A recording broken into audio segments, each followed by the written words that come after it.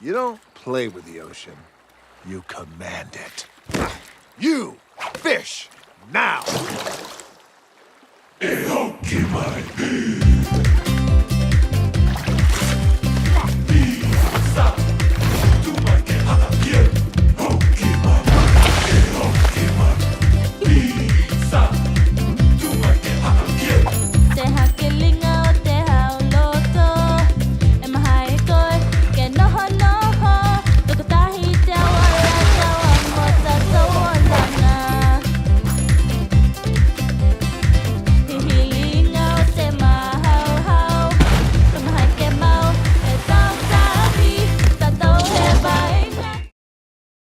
In earlier versions of the movie, we spent more time with Moana at different ages, particularly her as an 8-year-old, and we had a very warm scene between her and her father where, like any kid who's 8, she is always asking why is there this? In the earlier version of the movie, there was a thing called the edge of nowhere where you didn't go out beyond. That was sort of a barrier out in the movie. You had a little bit of Pua in here. Yeah, this is the beginning of Moana's relationship with Pua. Yeah, it was very sweetly drawn, and it really felt like it really gave you a wonderful father-daughter relationship, but it took too long to get to Moana at the age that we wanted her to be in the movie, so all of that beginning stuff was truncated. So this wonderful scene hit the cutting room floor, but we hope you enjoy it.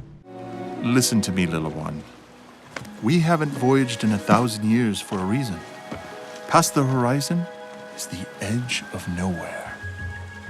After that, there's nothing. You mean there's only ocean? There's nothing. So clouds? Nothing.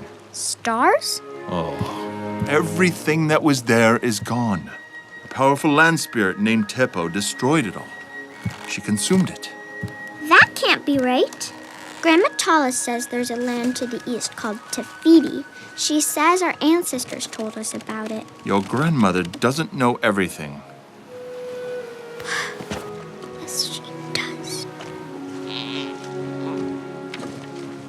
Leave him alone. You can't make him eat.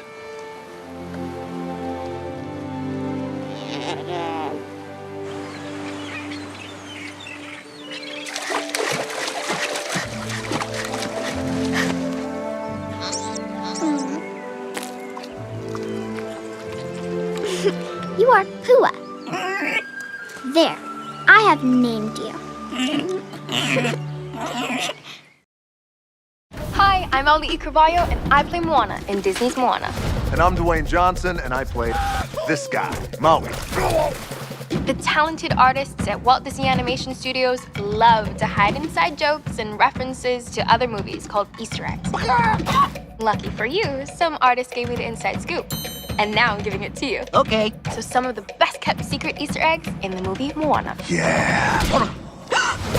So grab your fish hooks, and let's see if you can catch some of these hidden treasures before they end up in the underworld.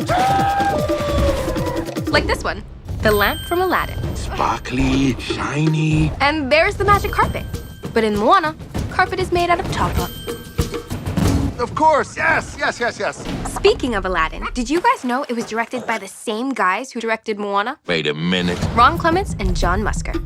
You can even see them in the movie here, on tapa, of course. And here. You're doing great.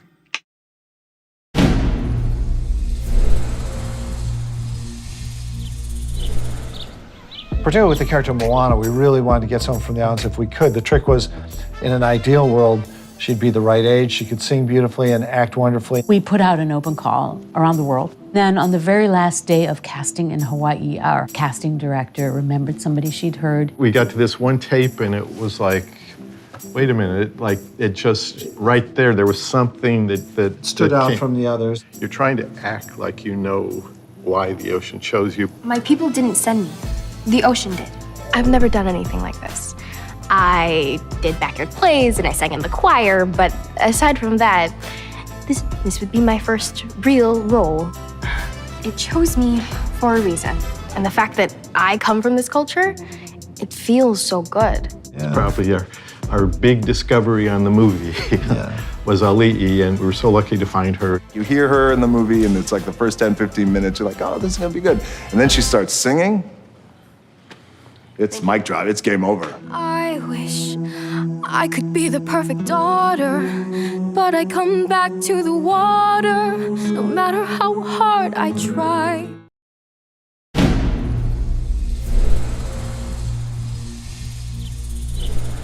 Well, when we first started looking at casting the film, one of the things that Ron, John, and I felt was very important was to see if we could cast the movie with people that have roots in the Pacific Islands. And we really went for the best actor we could find. First, we get my hook. Then save the world. Deal? Deal. I always thought Dwayne would be a great idea for the character. Yeah, we never of Maui. auditioned anyone else for Maui. The biggest reason I wanted to be a part of the movie was it was the opportunity to showcase a culture that's very important to me. It was the opportunity to showcase my culture. He has this incredible quality. He can say almost anything, and you still like him for it. It's actually Maui, shapeshifter, demigod of the wind and sea, hero of men.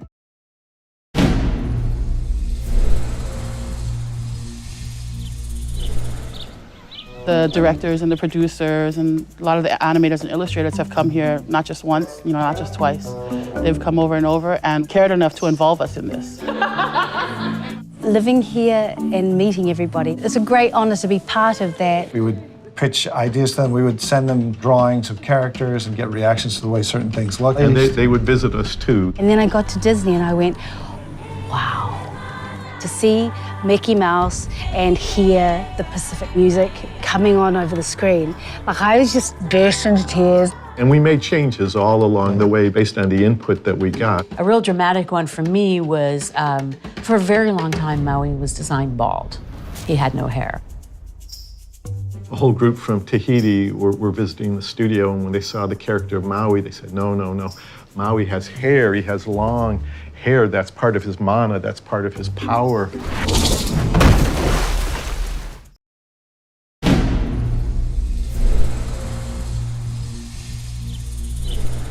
Well, when we first started looking at casting the film, one of the things that Ron, John, and I felt was very important was to see if we could cast the movie with people that have roots in the Pacific Islands. And we really went for the best actor we could find. First, we get my hook. Then save the world. Deal? Deal. I always thought Dwayne would be a great idea for the character Yeah, we never of Maui. auditioned anyone else for Maui. The biggest reason I wanted to be a part of the movie was it was the opportunity to showcase a culture that's very important to me. It was the opportunity to showcase my culture. He has this incredible quality. He can say almost anything, and you still like him for it. It's actually Maui, shapeshifter, demigod of the wind and sea, hero of men.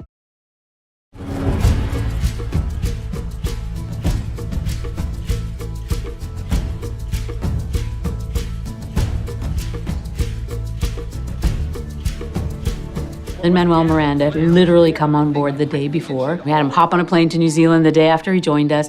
You know, this is pre-Hamilton. This is pre that whole phenomenon. I think I was one of many composers who interviewed on the project, but I knew I wanted to be a part of it as soon as I heard about it. Moana. These guys just landed off the plane.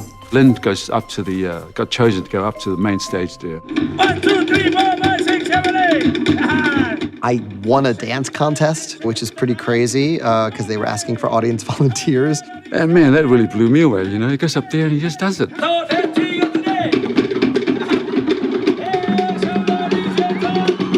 I was just shaking my hips to save my life, and that got me by.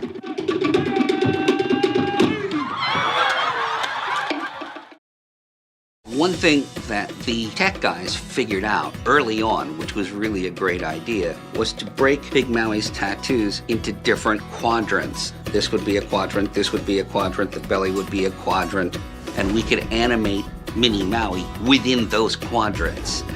We had to come up with interesting ways. If Maui had to be on this side of his pec and jump to this side of his pec, Eric would come up with an interesting way to do that.